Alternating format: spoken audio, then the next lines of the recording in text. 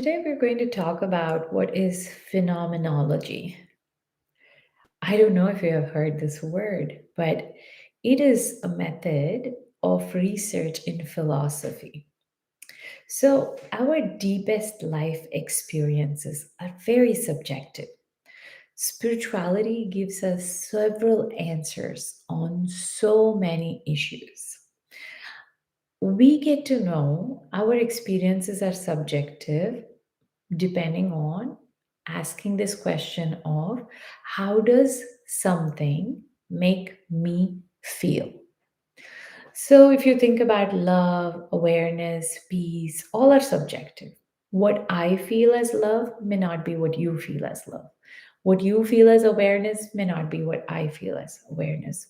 When we think about our natural state of existence, we get to experience our inner self. So, if you can spend time to understand whatever I'm doing as my action, what is the consequence of it? We have waking experience, we have sleeping experience. Body is also just an object, and we pay attention to our own daily experiences. So, inquiring about how did I do my action? How did I do my day? Like you review it every day is going to give you that idea of what is this phenomenology, where you're researching on yourself. So this increases your mindfulness.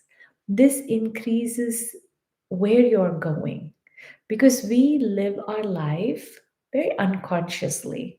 Like I was born, I did my stuff, and did whatever needed to be done in the society, and I just go on.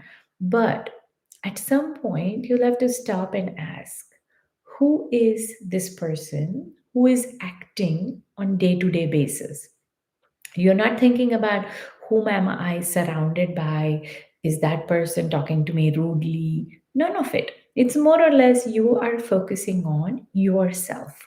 The spotlight is on you. And when you start inquiring, hmm, if that person spoke whatever they did, where am I feeling this whole thing is rude? Who is this person who's feeling this is rude? So that contemplation, inquiry of what is happening to you is going to reveal a lot more about you. I always tell my meditation clients, it's like we're all like trash cans because we don't know who put what into our head, and we're just pulling it out. Is it even serving me? Am I focusing on what I want? Because we live our life unconsciously thinking about what can be the worst case scenario.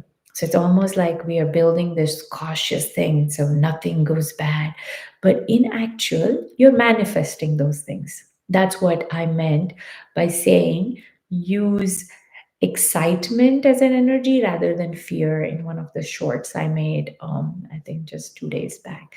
So when you think about, oh, I lost my job, now I'm just ruined, it's doomed, I am never going to find another job. Will I even find another job? What will happen to me? Will I be able to pay my bills this month? I need to really conserve all the money. So you're sitting in that fear. The minute you understand, I have survived all my life, there was never a day without food. Okay. And then act in excitement. Oh, what kind of job will I find next? Who's going to be my boss? How long will be the commute? What do I think I want for my job? That excitement will override whatever fear you wanted to manifest. So again, it goes back to that phenomenology where you're contemplating, you are looking inward for your answers. Nobody has a GPS for you. You have to find your own unique GPS. If you ever think no one person can have same experience, like I used to assume, oh, if I took my husband to my school, he's going to feel what I feel as nostalgia.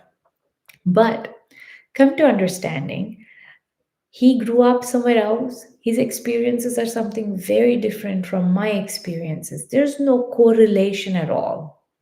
We come from different parts of the world. So, completely subjective. And in similar ways, he wants me to understand his humor or laugh at the same thing. Again, that's not the humor I follow. So, everybody is so unique. Our experiences on this planet is unique. You can't really follow someone and say, oh, just because it happened to that person, it's going to happen to me too. No, turn the mirror towards you. You look within. You always ask for your answers because the GPS is within. So when you wake up in the morning, just watch yourself, just like an actor, going through every scene, scene after scene. See this person escalate that whole loud volume of voice for what? Is there a screaming that is going on? Is there a negative self talk? Is there criticism? Observe your own self. And that is going to give you a lot more answer about why do you have to do it? Why do you have to even increase your voice and scream to make a point? You don't have to. Did that pattern come from somebody you saw? Did you learn it from somewhere else? What's happening? So, the more you ask questions about your own self, the more you dive deeper in knowing how is this person experiencing these things, you will start finding a lot more answers. So, try it out. And of course, I'm here always if you want to connect and learn meditation from me because I teach it in a very different way. It's power of practical meditation because I don't entertain that whole concept of mind needs to be quiet and I need to just focus on my breath. Of course, it happens at some point when you really sit with yourself. But for the surface, you need to understand who you are exactly and what are your roles. What are you here for? Like, I can't really go and step into a flight attendant mode all of a sudden. I mean, I can, but I'm just saying, like, if you put me in that position, I will do it. But is that me? No. Like when we see a lot of, there's this whole difference between perception and reality. It's like a toothpaste ad. You see that person, the celebrity is brushing their teeth and they have sparkly, shiny teeth. That is perception. But in reality, that's not what it's going to happen to you. But a lot of consumerism happens by selling, hey, you could look this way, you could be this person. So, again, if you don't know yourself, you blindly go in and follow these things. So, spiritual inquiry, that phenomenology, is very important for everybody. So try it and leave me comments if in case you have some other questions or what is your opinion about phenomenology, researching your own self. Enjoy your day.